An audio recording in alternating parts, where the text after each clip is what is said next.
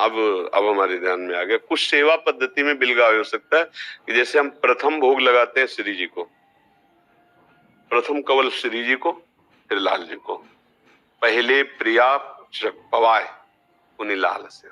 हमारे यहाँ की जो रसरीति है, हमारी इष्ट श्री किशोरी जी हैं और किशोरी जी के इष्ट और प्राणाराध्य श्री लाल जी हैं, तो तद भावोत्सवता परम भवत में तत्प्राणनाथे रति। मेरे प्राणनाथ श्री श्यामा शपथ करो तृण छिए, लेकिन तत्प्राणनाथे रति तद भावोत्सवता, आपके भावोत्सव के लिए आपके प्राणनाथ में मेरी रति हो, उनकी आज्ञा के अनुसार सेवा में बर्ताव करना। तो हमारा पहला सेवा का हर विधान अपनी लाडली जू से होता है। अच्छा, शायद आपके यहाँ सबसे पहले लाल जू को होता है, क्यों? मतलब इस पर थोड़ा अंतराय हो जाएगा, होता है ना, पहले लाल जू, हमारे यहाँ पहले श्री जी, पहले लाल जी ले पहले श्री जी। अगर स्नान तो पहले श्री जी का, श्रृंगार तो पहले श्री जी का और फिर लाल जू का होता है। पद्धति है आचार्यों के द्वारा, भाव के द्वारा पद्धति है। अच्छा, तुलसी जी का श्रृंगार होता है, श्री चरणों में अर्पित की जाती है। सखी भावना है ना, वृंदा सखी है, वो भोग में नहीं। अच्छा, बाहर तो बिन तुलसी हरि एक न मानी नमो नमो, तुलसी महारानी नमो नमो, बड़ी महिमा है।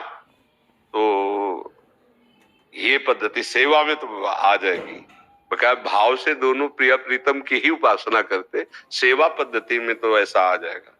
अब जैसे हमारे यहाँ सेवा पद्धति में 8 पहर श्री जी को दुलार करना है, नित्य निरंतर दुलार करना है, किसी तिथि, किसी वार, किसी ग्रह नक्षत्र, किसी राहु केतु ग्रहण, इनका किसी भी तरह का कोई व्यवधान नहीं।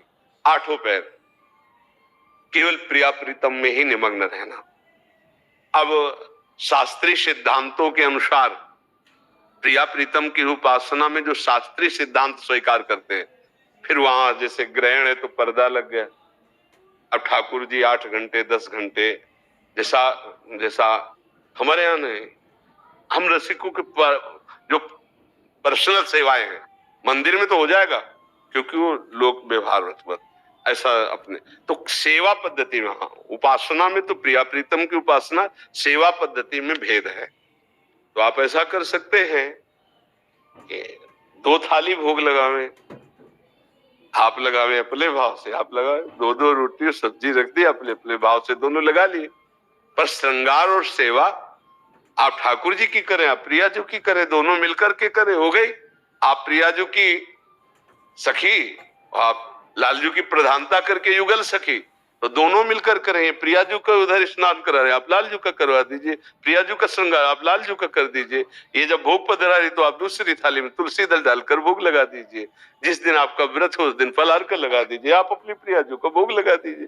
भाव से चल, अगर हमारा भाव प्रिया प्रीतम में ही केवल है तो सब साधनाओं का फल है प्रिया प्रीतम में आसक्ति हो जाना। देवर्षि नारद जी कहते वेदान्न सन्नस्तिसा केवलम अवच्छिन्न अनुरागम लभते। जो वैदिक सिद्धांतों का भी पूर्ण रूप से त्याग करके प्रिया प्रीतम के अनुराग रस में वो केवलम अवच्छिन्न अनुरागम लभते। वैदिक सिद्धांतों के लिए तो भगवान ने कहा त्रिगुण विषया वेदा निस्त्रिगुण भवार्जुन। जो वेद कर्मकांड का जो सिद्धांतों का वर्णन करते हैं अर्जुन, वो त्रिगुण के अंतर्गत जो करते हैं उसका त्याग करके त्रिगुणातीत स्थिति को प्राप्त हो। त्रिगुण विषया वेदा निस्त्रिगुण भवार्जुन। और ये वृंदावन है, ये तो त्रिगुणातीत है ही, ये तो प्रेम का राजधानी, प्रेम का यहाँ राज्य है। और हमारे प्रेम के खिलौना दोनों खेलत हैं प्रेम खेल प्रिया प्रीतम, और उनके खेल में सम्मिलित सहचरियां, वो कुछ फिर न लाज तीन लोकन की, न वेद को कहो करे, न शंख भूत प्रेत की, न देव जच्छते डरे, सुने न कान और की, दृश्य न और इच्छना। तो प्रीति का यहाँ साम्राज्य है, वृंदावन है, ये प्रेम राजधानी है। जय जय वृंदावन राजधानी, जहां विराजत मोहन राजा, श्री राधा श्री रानी। जय जय वृंदावन राजधानी, सदा सदा सनातन इक रस जोरी, महिमा निगम न जानी। ये जो हमारी लाडली जो ना, अलक्षम राधाख्यम निखिल निगमई रप्यति तराम, रसाम बोधे सारम किमपि सुकुमारम विजयते। अलक्षम वेद भी जिस पर ब्रह्म परमात्मा तत्व का नेति नेति करके वर्णन करता है, उसके हृदय का प्रेम मूर्तिमान सांद्रानंद घन प्रेम मूर्ति किशोरी हमारी श्री लाडली जी महाराज है। जो रस नेति नेति श्रुति भाख्यो, ताको तयाधर सुधारस चाख्यो।